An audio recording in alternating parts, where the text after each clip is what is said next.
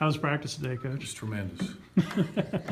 What do you guys kind of work on as you get things going right now? It's the same stuff. You do fundamentals, installation. We worked on special teams. A little bit all of it. We'll be in shells on Friday. So as we get more into it, you get more into more football activity kind of things. Anyone catch your eye out there today? Not really. I mean, you don't do much until you actually put on pads and start playing a little bit. You had four offensive linemen redshirt this past year. Was there any of them during the season or in the off-season workouts? We traveled with a couple of those freshmen, and they were going to play in case of emergency, but they didn't play. So we'll have a chance to get a good look at them in the spring. and Clark. Yeah.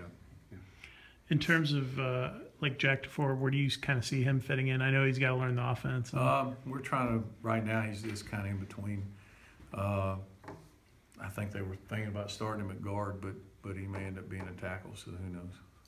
What's the biggest difference you've seen in practice so far on the defensive side of the ball with your new coordinator? I don't know that there's a big difference right now in shorts and helmets. It's just installation and, trying to get things in terminology probably. Have you guys made a decision with AJ in terms of where he would fit in? And I know he can't practice. He'll be one of the safeties. You naturally lost all your secondary guys, especially at cornerback. Lamont's one of the guys coming back. Is he a guy you're going to count on, you think? I think for sure. He's a guy with some experience. Johnny played a little bit.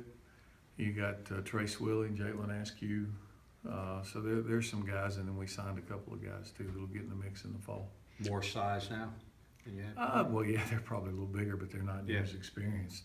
And I know you guys, I'm sure you're not really getting deep into special teams or anything yet, but in terms of kick return, have you kind of thought about who you might like to see Today was the first day we've done kick return and punt return, and there'll be a host of tryouts, I'm sure. Of course, you don't have Sean here to kick, but have you thought about maybe using one for field goals, one for kickoffs with the guys you have? Brenton King's out there. He'll kick this spring.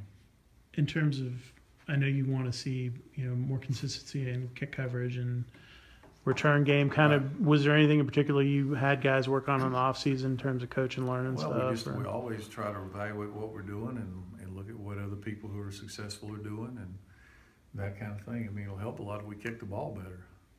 At A-back, you got kind of three veteran guys and then not a lot of experience game-wise behind them with the guys like Amari and Xavier. And is that kind of something you can develop right now? A little bit, yeah. But you've got, you got Clinton and Quay and Nate played a lot.